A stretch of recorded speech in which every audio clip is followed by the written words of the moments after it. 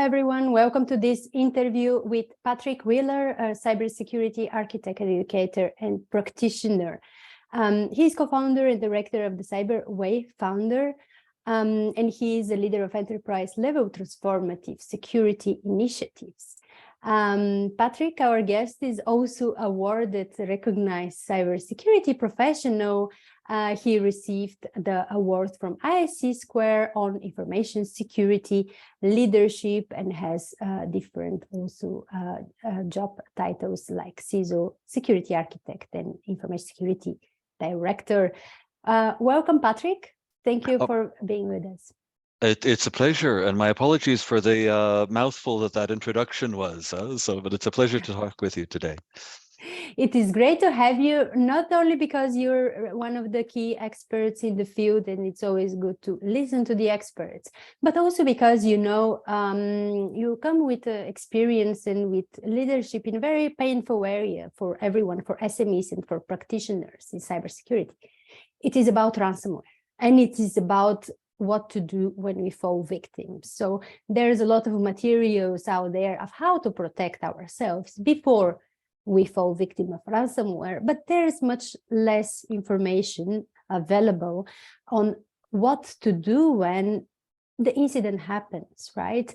We know cybercrime costs the world will cost in 2025 around $10 trillion annually. This is a huge cost, and it's, as a comparison, 40% of the GDP of the US annually. We know it's a huge issue, but what is more concerning and why we are discussing it today with you, it is not only a huge issue at big economic impact, but it is also a huge issue for individuals, for companies, be big or small, for individuals like me and you that has access to computers that have data that we value. And we have seen, I made a small research in preparation of this interview that according to Palo Alto Networks, average cost of individual ransomware payment increased in the beginning of 2022, and it's now around $925,000 for one individual ransomware payment. So this could really have a huge impact to individual companies. And Patrick, I hope today, with your leadership and sharing knowledge, we would be able to help all these listeners and companies reduce this cost so that they act accordingly to be able to mitigate, minimize the impact of a ransomware. And with this, the first question to you is very simple. What to do when you fall victim of a ransomware attack? Okay, well, thank you for this question, and actually for the introduction, which really is about what to do once you're already in process. There's so many things that we talk about to try to help people prevent. And one of the frustrations that I've often had with our industry when we look at this type of situation is that even incident handling guidance, for example, out of NIST and the US National Institute of Science and Technology, when you look at it, the vast majority of stuff has to do with prevention techniques. And indeed, there's much less that's available to people that really feels useful to dealing with what happens when you're actually in process. And a lot of people come to this when they're already in panic mode. So for any of you who are watching this ahead of time, we will not disregard the stuff about how to do some of your preventions. But the most important thing for people who find themselves in it already, and if you're coming to this as you're actively experiencing a ransomware attack, then indeed the first thing I want to share with people is to take a deep breath and to realize that this is a process. And in the vast majority of cases, this is it's a well-worn process, and it's a commercial process. It's not personal. Even people who fall victim of ransomware or ransom type extortion attacks, where we talk about sextortion and a lot of these other types of extortion attacks, it feels very, very personal to us, especially when you're looking at a doxing incident against an individual versus a corporation. But our human psychology, whether it is against us as people or against our corporate entity, tends to react in the very same way. There's a huge amount of endorphin rush. There's a fight or flight reflex. There's the whole why me. There can be a certain amount of anger and wish to lash out. And also a great deal of potential for people trying to feel shamed about it, whether it's, oh my goodness, whatever the information they have on me that they're threatening, or whether it's the corporation, why wasn't my cybersecurity better? There's a huge amount of an emotional rush. And the other thing to also recognize is that sometimes these attacks are indeed not attacks themselves. So there's a fair amount of cyber attacks that are going around that are pseudo ransomware attacks. And we know this the best from example NotPetya for a few years ago, where Russia released a really nasty piece of malware during their first war against the Ukraine. And the thing about that is that it presented itself as a ransomware attack. But even if you paid the ransom, there was never any intention that they would give you keys to get it back. So the first thing that you should do when you find yourself faced with an extortion or a ransom demand is actually pause for a few moments and collect yourself, and then recognize that you're in a process that isn't about you. And then you start to do a standard triage against this process. Is it really a ransomware attack? Is it really an extortion attack? Um, People immediately jump to the pay or not pay question. And indeed, there's so many questions to ask before you get to that. So this would be the first thing I would do is take stock. The other thing, and I love this because a friend of mine was talking to me about this, and she's working out of Paris. She works for one of the large consultancies. Together we deal with huge enterprises dealing with major issues. And she was talking about her brother, who runs a small home office and a small enterprise with 5 or 6 employees in Ireland, who became a victim of a ransomware attack. And she was comparing the difference that those of us in major enterprises have, who we have entire teams of cyber responders. We have contracts in place with cyber incident companies. The last time I was a CISO, I actually had 3 contracts in place, depending on which cyber incident I had. I had 3 different triggers I could pull depending on who I wanted to have on the ground with me when that was happening, versus a guy who's running a small operation, who's never experienced this before, doesn't have any IT support at all, and really doesn't know how to handle it. And she was decrying the fact that there was no help for him, that what he did was actually reach out and contact some of his fellow business owners in the ecosystem that he exists in. And I was actually laughing when she was saying this, because I said, no, that's actually perfect. That's exactly what we should do. The first thing that happens when a cyber incident attack like this occurs is that the attacker wants you to not communicate. They want to keep you isolated. They want to leverage your panic, fight or flight mode. And if you reach out to your friends, your colleagues, and to your support network, and you let people know, oh, expletive deleted, I think is what we should say here. This really bad thing is happening. You're activating your support network. And this is also something that I encourage all of us who are cyber practitioners to do, is to be that support network as well. And I can tell you a couple of the occasions where I'm driving down the motorway and I get a phone call from a work colleague, whether they're in Switzerland or Luxembourg or wherever they may be, saying, Patrick, I know you handle this for our company, but I've been attacked, or my family member has been attacked. And I always, always, always take time to stop and communicate with these people, because what you have here is a human in crisis. And we tend to think that cybersecurity, oh, it's all ones and zeros, and it's all bits and bytes, and it's all binary. But no, we're humans inside of this type of an attack. And this is the first most important thing, is to recognize that we're humans. Now, the other thing that is also quite important is to recognize that once we've evaluated that it is a cyber attack and that there actually is a human on the other side, is to recognize the humanity of the attacker. Now, this gets to be very uncomfortable. And I had to work with some very senior kidnap and ransom people. These are retired head of incident response for the Royal Canadian Mounted Police, United Nations, Israeli police force.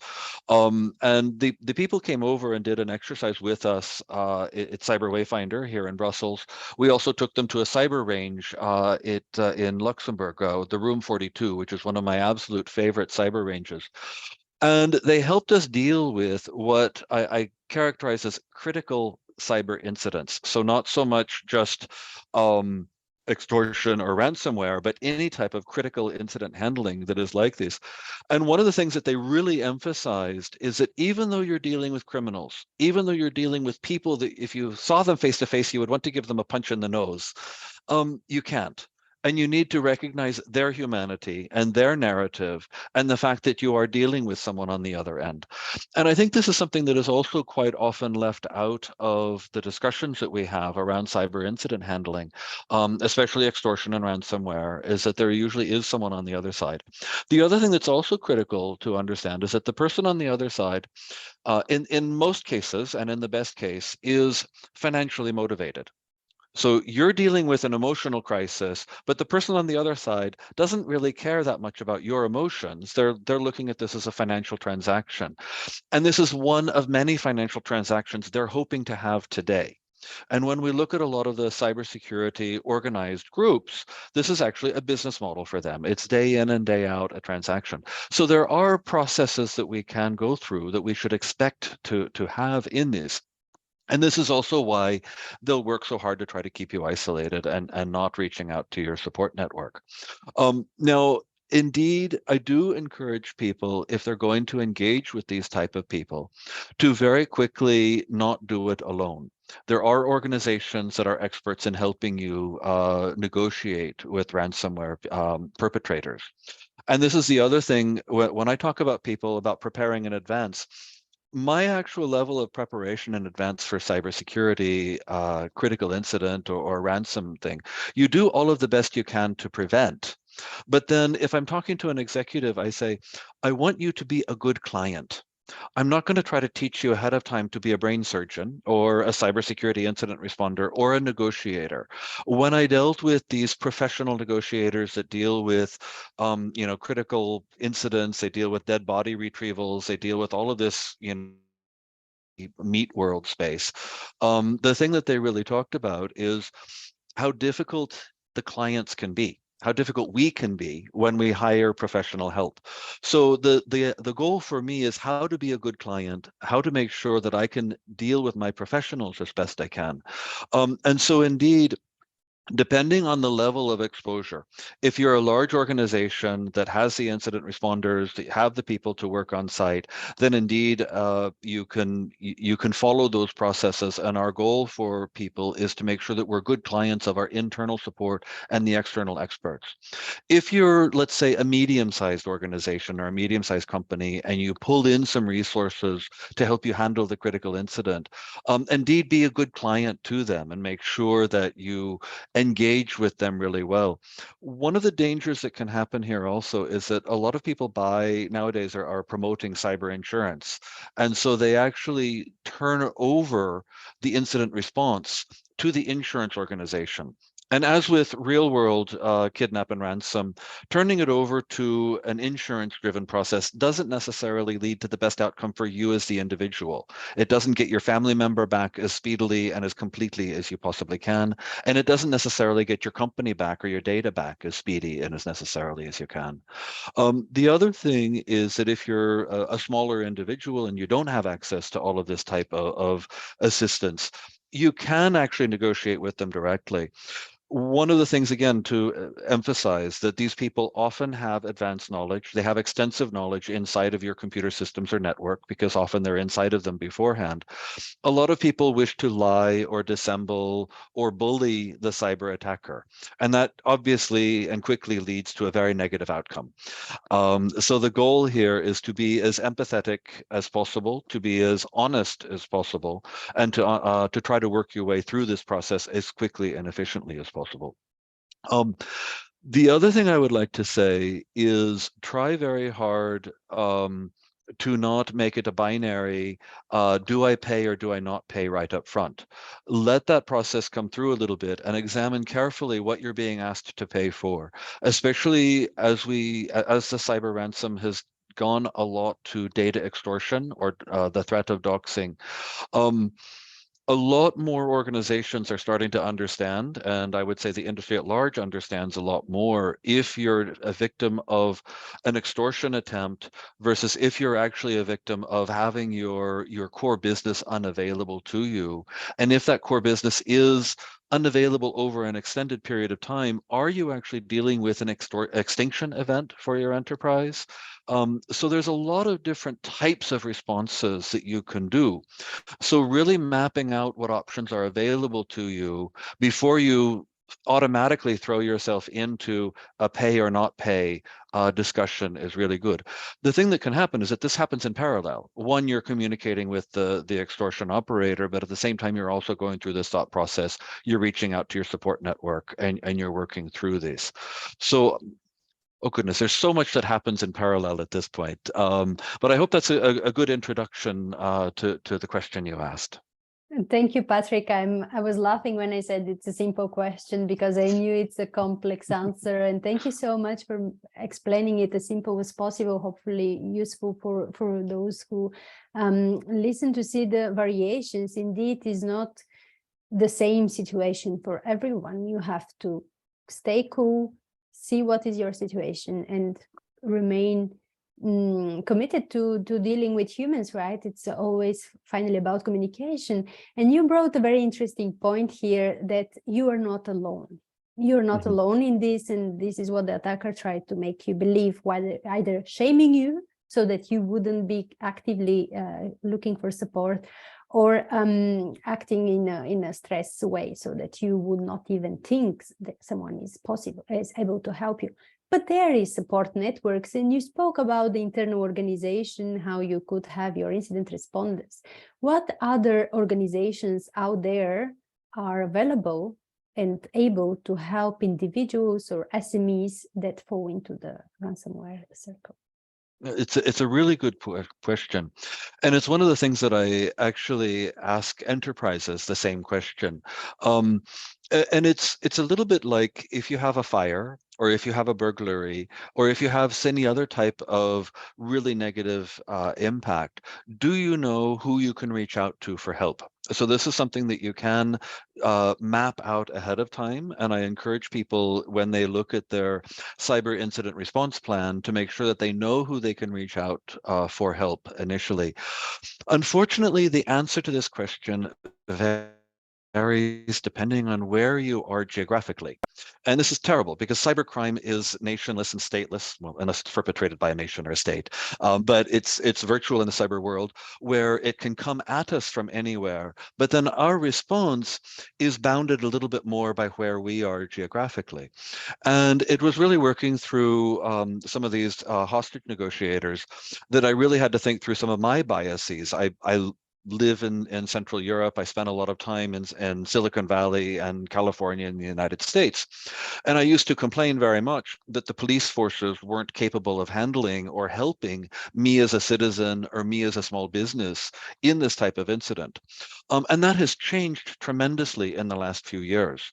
The vast majority of the police forces actually have people who are very capable and are very knowledgeable about dealing with these things, particularly for individuals. There's an amazing person in the Netherlands, Floor Jansen, who's working for the Netherlandish police, who's very active on LinkedIn. And there's example after example of this, where very responsible police organizations are some of the first people you can reach out to. But it was indeed a luxury that my friends were made clear to me, is, Patrick, in other parts of the world, you don't reach out to the police force for something like this. The other thing that can also happen for some people like that, not just are the police forces not capable or ready, but also there's a certain amount of victim blaming, where you can actually be victimized by the police, but also the police forces in some areas are corrupt themselves, and maybe you find yourself a direct communication channel from the police force over to the perpetrators of in-person ransom, shall we say. So indeed, your context matters in a situation like this. And so for the vast majority of us that do live and work in a place where the police forces are trustworthy and capable and increasing their capability, one of my big suggestions is indeed to see if there is a cyber incident response in your local police force.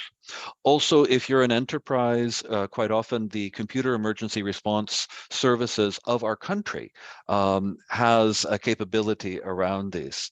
And so indeed, there are authorities that we should be communicating. And of course, again, the perpetrators will wish to cut off any such communication whatsoever. And here it's also important for you to recognize that your communication channels may be compromised. So do make sure that you try to use new or secured communication channels when you're reaching out to these type of people. If you're in a negotiation situation where you're being threatened, that they'll terminate all conversations if you talk to the police. But also, if you have a good police force or a good governmental response or entity, there's no substitute for reaching out to them. Now, there may be some limits to what they can do. And also, as police forces, their interests are not always perfectly aligned with your interests. And the advice they give you, while very good generic advice, may not be the best advice associated to your situation. And here also, there are companies that specialize in handling ransomware incidents, and you can find these on the internet with a relatively basic search. But also, you can often find a smaller cybersecurity company that works close to you, that may be able to help you with this as well, that would be willing to negotiate.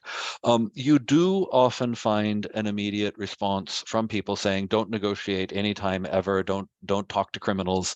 And that's actually a really good instinct, shall we say? But indeed, sometimes it doesn't lead to the right result. So when you reach out to someone in the community and they give you a simple binary answer or an overly simplistic answer, which says, suck it up, you lost your data, or you're going to deal with the breach, don't communicate. Do recognize that sometimes when we reach out into the support community, we don't always reach the right mindset initially.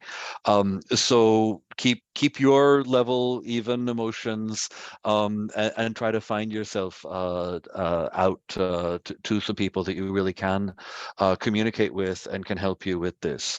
And indeed, this is, you typically do this when you're dealing with something that's in the thousands, tens of thousands, or as you said, the average 900 some odd thousand, of course, for an enterprise level attack. Of course, at that level, you're going to have the financial wherewithal to deal with this. And this is something that was actually really fascinating to me, because ransomware has really changed over the last few years. And I first started getting really involved with it when a lot of my clients were getting attacked. And my clients tended to be very interesting enterprises, very large enterprises. And there tended to be one response, or one of two responses: either pay the full amount or not pay at all and attempt a recovery. And of course, the not pay at all was where a lot of the cybersecurity people were as well. But I wanted to talk more to my clients who were paying, and I wanted to understand better how were the cybersecurity teams responding inside of those incidents, and what was the payment process looking like. And in the early days, it was really just a pay 100%. And this is where the concept now is we can negotiate, and we can negotiate significantly.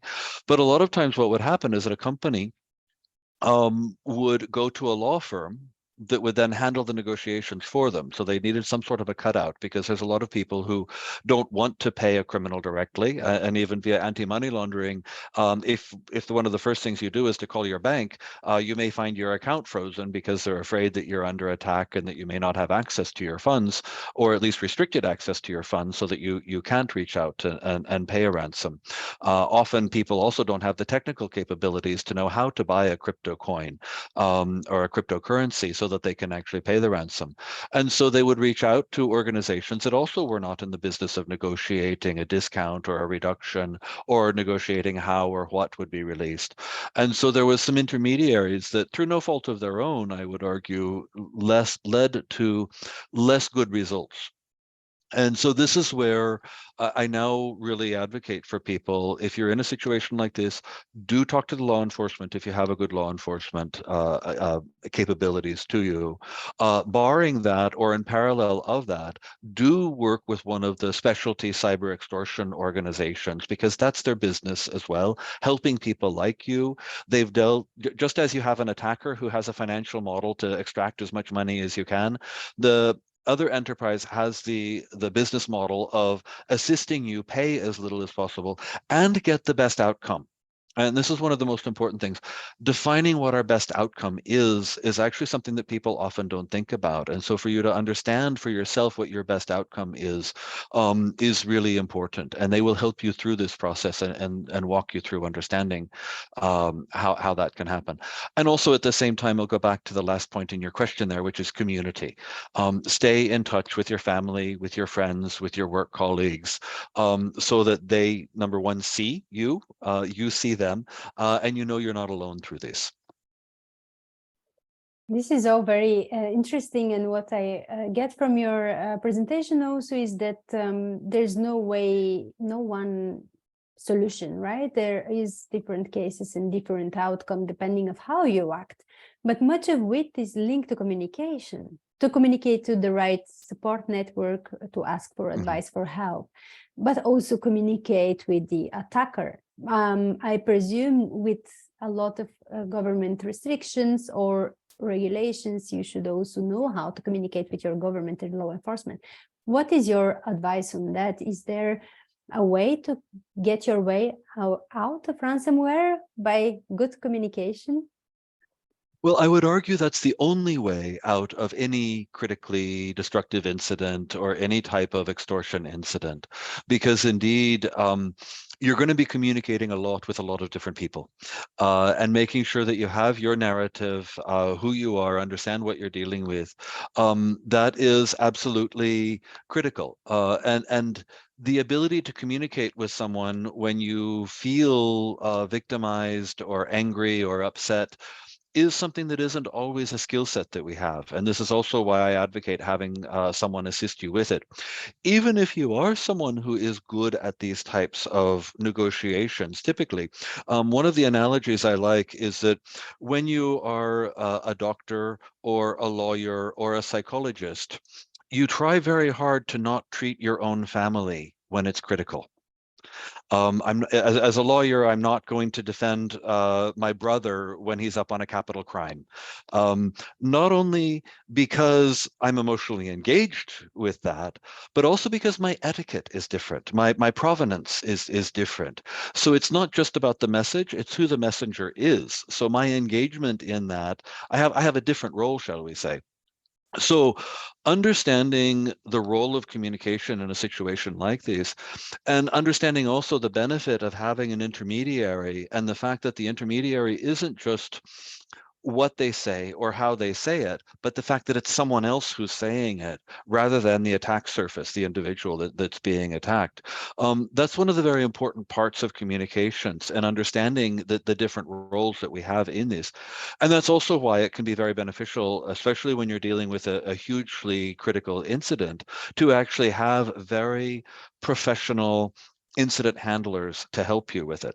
Now, one of the things that is also terribly important to me in dealing with this, especially at enterprise scale, is that there's communication you do with the outside, with the person who's attacking you, or with the police forces, but there's also communications that you happen inside of your organization. And quite on to the standard cybersecurity incident response communication plan. And that is, if you say anything, you say it late on a Friday, hoping to miss the news cycle. You downplay the amount of data that's been lost.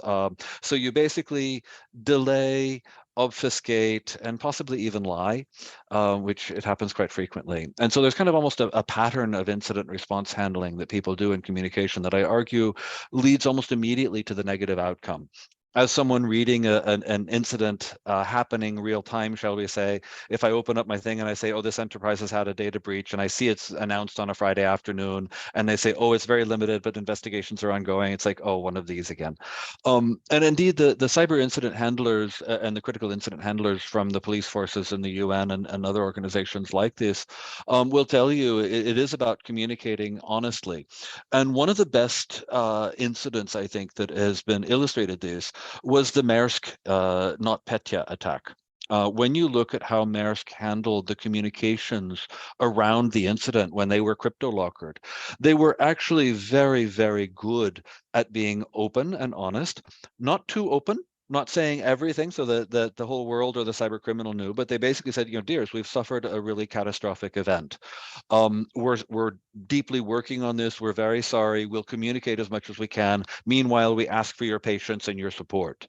And the narrative that they built up around this was hugely important, I think, for their long-term recovery as well as their short-term recovery. So the communications that you do isn't just outside. You also need to communicate inside to your enterprise, because a lot of people don't communicate inside. And so the employees end up reading about what's happening to you when they see it on the news or when they read it in a blog from a reporter. And that's the worst possible way for your employees to deal with this narrative.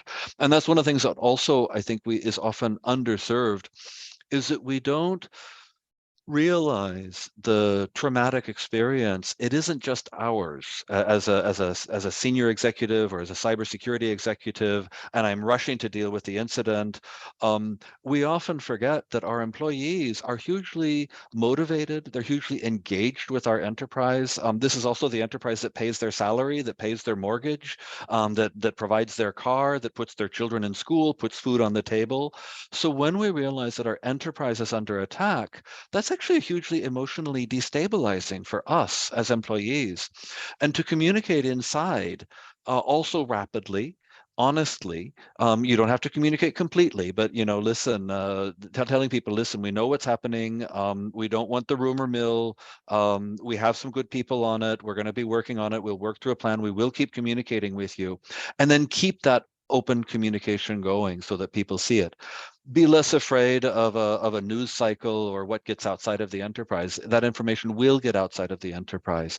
And you want to be able to make sure that the stuff you communicated at the time, in the cold light of day or 5 or 10 years later, still is honest. And that's one of the most important things about communication inside of this. And I think that's really, really critical that you handle that inside and with yourself. And when you're doing that, I think it also helps to stabilize you a little bit, because as soon as we start lying and obfuscating, we're actually playing into the hands of the criminal, because they have a different narrative that they're trying to keep secret. And if we share a secret with a criminal, that's one of the first things we do, or they do, in destabilizing us or doing some sort of a confidence scam. So try to share as little as possible secrets with a criminal. I think this is a great advice, and probably many of us would say, yes, of course, obviously, but it's so much more difficult to stick to this mantra in a shock situation where you don't really know how to handle it. Thank you so much for your advice. I had a question, of course, whether to pay or not to pay, but I get from you, I get from you that we wouldn't get a one answer to that. Do you have a checklist of maybe 3 questions that would each individual have to ask themselves to get an idea in which direction they go, whether to investigate how to reduce the cost or whether they should just focus on rebuilding their network? What would be your top 3 questions to ask? So one of the first things is to really understand and realize the impact of not paying. And this is also something I think that the industry itself doesn't understand as well, particularly when you look at ransomware perpetrated against hospitals or perpetrated against other critical infrastructure where people's lives are at stake. And this is the kind of thing where also you've seen examples where the criminals have actually said, oh, oops, we didn't realize we had attacked a hospital. We'll give you the keys and the certificate where you see there are people on the other side, and you hope that that remains a little bit of a humanistic element. And so you've got situations where you really have to look at what is the long-term effect. Again, people are trying to emotionally stampede you into making a snap decision, either through embarrassment or threats. And you need to really analyze not just yourself, because everyone puts themselves in this situation, but you say, okay, greater context here. Is anyone going to die? Or are there going to be some truly deeply negative impacts against society that comes from if I don't pay? And so this is actually one of the first things, because we often talk about this in cybersecurity. We don't ever want people's lives to be at risk. And so when you are looking at a situation where someone's life is at risk, this is why kidnap and ransom has become such a common thing and a common industry throughout the world. There are books written on it. There are companies that specialize in it. The gentleman I was speaking about, they do specialized training in kidnap and ransom. They also do specialized training in cyber incident response as well. So this is an industry that is ongoing, and there's a reason that it's ongoing, because indeed people do pay in the end. But it's really useful to do that deep self-examination to say, do I really, is it really warranted that I put money into the criminal enterprise to support that going forward for an outcome? I would also argue that there's a lot of different types of extortion happening right now. And you've really seen the maturation, like I mentioned or alluded to previously. If it's extortion, I'm going to release your documents unless, there's two things about that. One is that people will tell you automatically don't pay, because of course, as soon as an extortionist has your data and they know you're going to pay, they'll just come back for more money later. That's not necessarily the best argument around that. I would tend to argue that really look at it instead. Is the data I'm afraid to be released really that impactful? Is it really going to lead to an extinction event of my organization? And quite often the answer to that is no. And so I think what I'm seeing emerge in the industry is a much better advice these days, that people say, if it is around a data extortion, it might be a very, I mean, as a blanket answer, don't pay. I mean, you asked for a simple one. And so I'll try to give you an incident to say that. But even that has nuances, and there's times you're going to have a different answer. And indeed, this is where the professionals can work with you as well, because some criminal enterprises have a pretty good reputation. And indeed, it may seem strange, but criminal enterprises, some of them operate on a much more ethical or reputation-based than others. And so there's no answer right now, because your situation is going to be different. Who you're dealing with is going to be different, and that's going to change in the next week or 3 weeks from when this is recorded. So that's one of the areas where you can certainly look for it. So the easy advice is, of course, not to pay. But the other part is to ask yourself really deeply, how can I not pay? And then if you do have to pay, understand what you're paying for. One of the things that also bothers me a lot when I deal with people in post-traumatic situations is their self-doubt and their self-recrimination. Oh, I could have done this, or I should have done that, or if only I had thought this at the time, I wouldn't have done. These kinds of coulda, woulda, shoulda. It happens in the playground when we're a child. It happens when we're a young adult. It happens when we're a senior professional. So try to work these through ahead of time so that there's no self-doubt afterwards. If you do have to pay, you want to make sure that you go into the process to pay as little as you can, to do everything you can to have the optimum outcome. And also that optimum outcome includes a lack of self-doubt or self-recrimination afterwards. And also, depending on where you are, a lack of criminal prosecution or other types of negative impacts from the greater context that you find yourself in. This, I see now the trend, what you're saying is considered a big impact for the society, for health, for life in general, consider the impact for your organization, you as individual, but also consider the impact your actions today would have in your future post-traumatic, post-incident response feelings and situation. And what I capture also from you, and I'm glad that we're here sharing this information, is that it's how you would get away with. Ransomware is about knowledge, to know who to contact, but also to know who you are dealing with on the other side and how much you could trust their word. So with this, I would like to ask you to share what other knowledge you work on, what people can follow you, where they can follow you to get your expert knowledge. Okay, well, thank you. One of the biggest projects I'm working on these days is the program CyberWayFinder, www.cyberwayfinder.com. We're based out of Brussels and Luxembourg, and we are at our heart a cyber academy. And our goal was, in cybersecurity, we have too few resources and too much demand, and we don't have a good pipeline to bring new people into cybersecurity. And the other thing is that a lot of us, and I include myself in this, who are in cybersecurity, we come through a more traditional pipeline of what I call through the wires. I did infrastructure, I did applications, I did a heavy amount of IT early in my career. I spent a lot of time in Silicon Valley doing startups and technology and these types of things. But now when we're dealing with the fact that a lot of cybersecurity is a social issue, it's an enterprise issue, it's really interesting to bring mature adults who have done other things in other walks of life into the profession of cybersecurity. And this is something that I'm hugely passionate about because I see the benefit time and time again, whether it's actually the maturity of handling an incident response.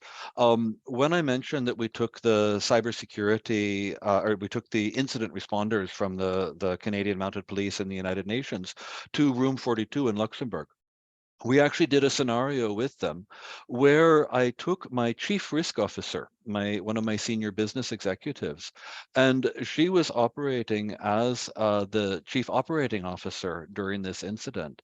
And having someone like this in a scenario with us, showing us a different way of handling, a different way of managing our risk, a different way of handling the communication, was hugely valuable.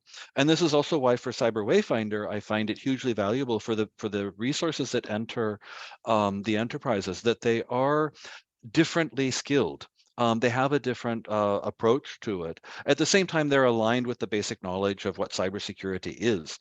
This was what led to the ISC Squared awarding me that leadership award a few years back. And we've been the recipient of several grants from the Belgian government, and as well as some of the local cybersecurity coalitions. As far as me personally, I'm not much on social media at all, other than LinkedIn. So you can absolutely find me on LinkedIn, either at CyberWayFinder or at K. Patrick Wheeler. And I do try to keep a certain amount of activity there. But the other thing is that we have periodic in-person meetings. So for example, we're going to have a discussion tonight at our local central location on critical incident handling and cyber trauma. So we generally try to stay quite active and have regular meetups where people can get together face to face. And I think this is also one of the things that I would advocate for anyone who's looking at these types of issues. Make sure that you understand who your community is or have an entry point into the cyber community. And then also for us as community practitioners, make sure that we're able to be reached by people. Make sure that people know we're active, that we're a sympathetic resource or an ear. I want to receive those phone calls from my friends when they're dealing with a cyber extortion event, because that is a time when we can help. And I want all of the people who are in the cybersecurity community to have that first instinctive response of, oh my goodness, I'm really sorry this is happening to you. How can we help? Can I put you in touch with someone in my network who can help you with this? So that we have this type of community resilience. There's a concept called anti-fragility, which the idea is that the more you get jostled or the more types of perturbations you have, actually the stronger you grow. And that's what I love seeing about the CyberWayFinder community and about the cyber community in general. We keep finding new perturbations, but we're also keep trying to find new ways to bring ourselves together so that we actually are able to be stronger together to respond to these types of things. Excellent conclusion. I have nothing to add. I'm glad we have this on record, that everyone can contact you now, and they would find us sympathetic. Okay, I might have gone a step here. too far there, please. But this is how it works, and this is why we also have this series of interviews, so that we showcase what are the best practices and who to contact in case of need. Thank you, Patrick, so much for sharing your knowledge. It's a pleasure and an honor. Thank you, Eva, for asking.